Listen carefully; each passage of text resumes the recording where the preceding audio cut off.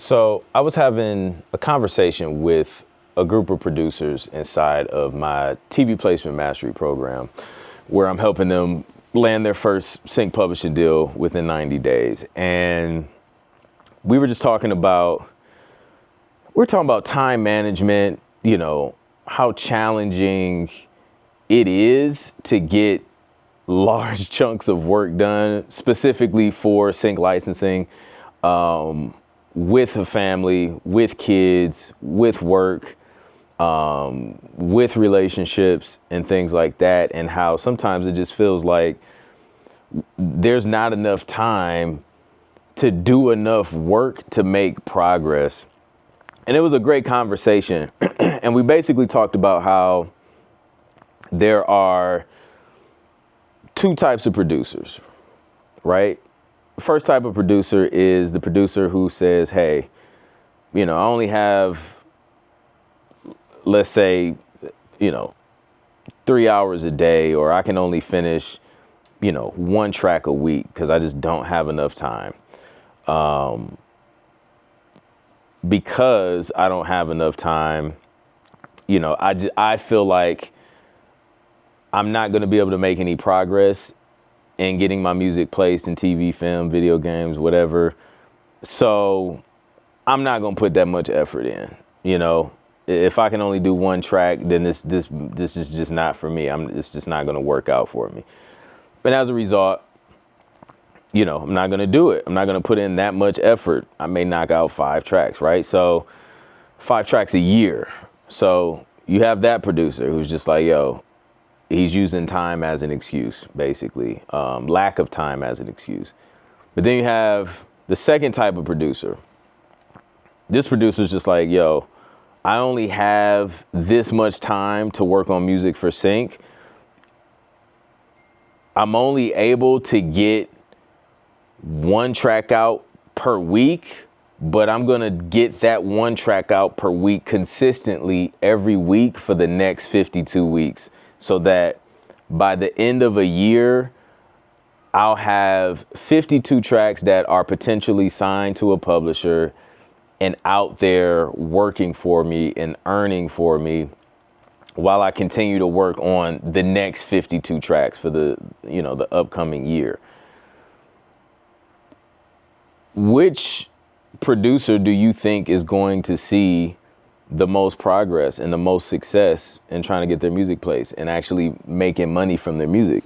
Is it going to be the producer who uses lack of time as an excuse and therefore doesn't put in any additional effort to even be consistent in that 1 track per week? Or do you think the producer who says, hey, I'm going to be consistent in knocking out 1 track per week and make the most of that until my schedule opens up and I have more time, or my music allows me to, have more time to create that, or, to where I can ease up on other areas in life because music is now filling in financially, where I would have been having to do something else. Like, it's going to be the producer who's just not using lack of time as an excuse and decides, I'm going to be consistent with the time I do have and make sure I'm doing things that's going to move the needle at what I'm trying to do.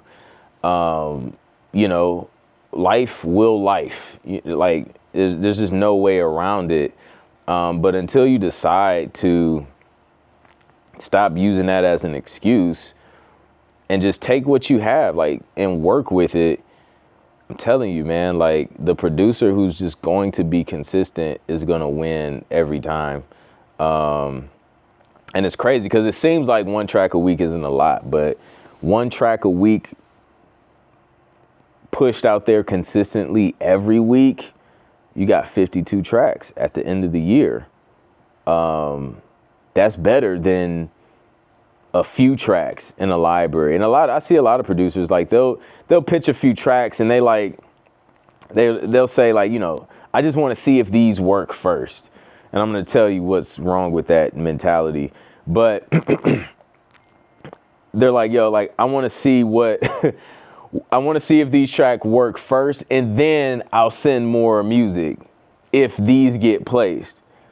And the mistake with that is that, what if those 3 tracks don't get placed, right? Now you've waited, let's say you waited a year, 2 years. You've waited all this time to see if those tracks will work, when you could have been feeding that machine an additional 50 tracks. And now you've increased your chances of one of those 52 tracks actually working versus just 3. It's just a law of averages. The more shots you take, the higher your percentage is of actually making a shot. And that's how you got to look at, getting sync placements. Is just like, you want to take as many shots as possible. You want to put as much music out there as possible to increase your chances of actually getting something placed versus waiting. Because I'm gonna tell you what has happened before. A producer waited and said, hey, I just want to see if these, worked first. And then he actually found out that they did work. He actually got placements. And then he regretted waiting and doing nothing that entire time. So now he's just like, man, I wish I wouldn't have stopped. Like, what would have happened if I would have kept going and kept creating and kept submitting? Like, he was like, my royalty check probably would have been like 5-10x this. But because he decided to wait and he was curious and not serious, like I've said before, like, he just missed out on a bunch of opportunity because he was just waiting around to see if it worked. I don't want you to do that. I mean, you can if you choose to, but I wouldn't recommend it. I can't tell you what to do, but I wouldn't recommend it. So, the difference isn't in, again, the examples of these 2 producers, right? The one who just said, I only have so much time, I'm not gonna really try. And the producer who was just like, I'm just gonna be consistent. They both had the same amount of time, 3 hours a day after work, right? They both had the same amount of days in a year, the same 52 weeks, right? They had the same access to finding companies and things like that. Everything was the same. The only difference was the mindset. The producer who said, I'm gonna take on the mindset of being consistent no matter what, because if I can be consistent in knocking out 1 track a week, when I have more time, I can be consistent at knocking out 3 tracks a week, 4 tracks a week, 5 tracks a week, whatever it is. The key is consistency versus taking on the mindset of, I don't have enough time. So because I don't have enough time, this isn't going to be worth it. Instead of making it worth it. Like, you can make anything work if you're willing to make it work. So the only difference is in mindsets, and you have the choice of choosing which mindset you want to have as you approach trying to monetize your music, trying to get TV placements, trying to get artist placements. It doesn't matter what it is. Whatever you're trying to do, you have a choice in which way you want to approach that. And that's going to have an impact on the results that you get. So I'm excited to help these guys get to their first sync publishing deal. They're going to start pitching in a couple weeks. And then I'm also opening this program up to only 8 producers for the next round that I do.